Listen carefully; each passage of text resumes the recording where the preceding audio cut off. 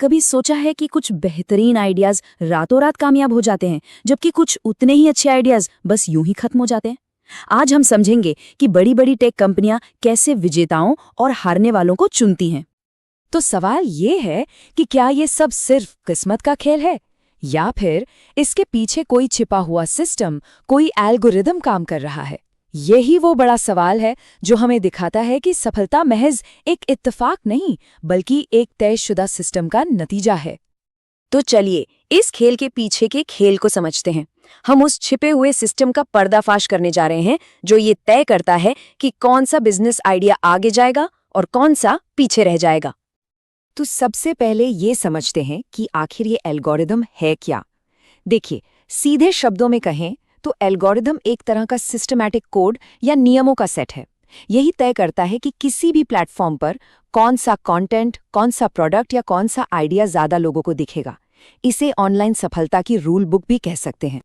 और ये कोई हवाई बात नहीं है, हम रोज़ इन एल्गोरिदम्स से घिरे रहते हैं। यूट्यूब का होम फीड, अमेज़ॉन के सर्च रिजल्ट्स, इंस्टाग्राम की वायरल रील्स, ये सब एल्गोरिदम ही तो तय करता है।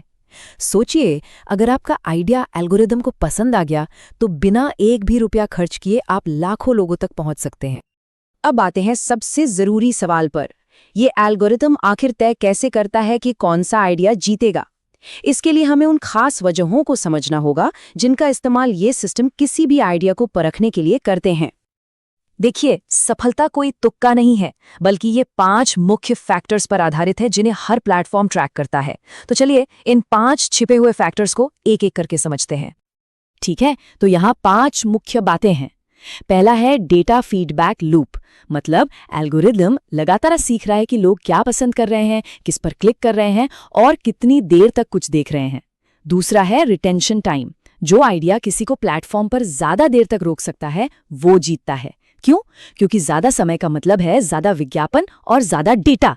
तीसरा है नेटवर्क इफेक्ट, क्या कोई आइडिया ऐसा है कि हर नया यूजर और नए यूजर्स को खींचकर ला रहा है?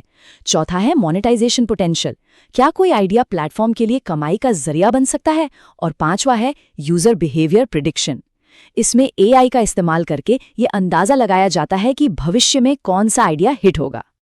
चलिए अब थ्योरी से निकलकर असल दुनिया के कुछ उदाहरण देखते हैं कि ये नियम जाने माने टेक दिग्गजों पर कैसे लागू होते हैं। टिकटॉक और इंस्टाग्राम रील्स का उदाहरण देखिए। टिकटॉक का एल्गोरिदम कंप्लीशन रेट पर फोकस करता था, मतलब कितने लोग वीडियो को शुरू से आखिर तक देखते हैं। अगर ज्यादातर लोग वीडियो पूरा देखते थे तो वो वायरल हो जाता था। इंस्टाग्राम ने बाद में इसी मॉडल को कॉपी कर लिया। यहाँ से एक बात तो साफ है, एंगेजमेंट टाइम ही असली ताकत है। अब अमेज़ॉन और गूगल सर्च की तुलना करते हैं।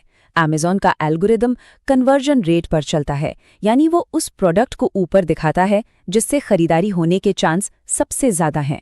वहीं गूगल ड्वेल टाइम देखता है, यानी लोग किसी वेबसाइट पर कितना समय बिता रहे हैं। अगर लोग तुरंत वापस आ रहे हैं तो गूगल उसे पसंद नहीं करता। जो वेबसाइट लोगों को रोक कर रखती है, गूगल उसे ही टॉप रैंक देता है। तो ये सब जानने के बाद सवाल उठता है कि हम क्या कर सकते हैं। चलिए अब एक एक्शन प्लान पर नजर डालते हैं जो एल्गोरिदम के साथ काम करने में मदद करेगा, उसके खिलाफ नहीं। यहाँ एक step by step action plan है।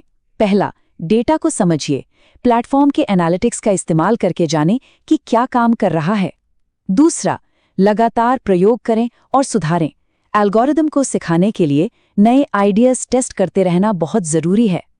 तीसरा, रिटेंशन बढ़ाइए, अच्छी कहानियों और वैल्यू के जरिए लोगों को बार बार वापस आने के लिए मजबूर करें। चौथा, एक नेटवर्क लूप बनाइए, अपने यूजर्स को ही नए यूजर्स लाने के लिए प्रोत्साहित करें, जैसे रेफरल सिस्टम से। और पांचवा, मोनेटाइजेशन लॉजिक बनाइए, मतलब ये दिखाइए कि आपका आइडिया प्लेटफॉर्म को पैसा कमाने में कैसे मदद कर सकता है। तो अब आगे क्या?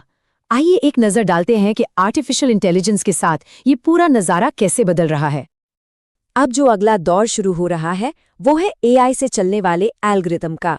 मशीनें अब सिर्फ ये नहीं बताएंगी कि क्या पसंद किया जा रहा है, बल्कि ये भविष्यवाणी भी करेंगी कि कौन सा आइडिया अगला $1 बिलियन स्टार्टअप बन सकता है। भविष्य में एल्गोरिदम सिर्फ एंगेजमेंट ही नहीं देखेगा, वो इमोशंस यानी भावनाएं, सेंटिमेंट और असल दुनिया में पड़ने वाले असर को भी मापेगा। इसका मतलब है कि सिस्टम और भी ज्यादा मानवीय होता जा रहा है। तो आखिर में असली जीत की रणनीति क्या है?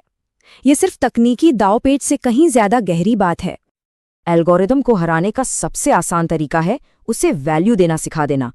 अगर कोई आइडिया लोगों की सच्ची समस्या हल करता है तो कोई भी एल्गोरिदम उसे रोक नहीं सकता। बड़ी टेक कंपनियां हमेशा उस आइडिया को चुनती हैं जो लोगों के साथ जुड़ता है, ना कि सिर्फ क्लिक्स या व्यूज लाता है। तो अपने आइडिया पर काम करें, प्रयोग करें, क्योंकि एल्गोरिदम सिर्फ उन्हीं को पसंद करता है जो रुकते नहीं हैं। याद रखिए, आपको एल्गोरिदम को हराने की जरूरत नहीं है, आपको उसे समझने की जरूरत है। और जब आप उसे समझ गए तो खेल आपके हाथ में है।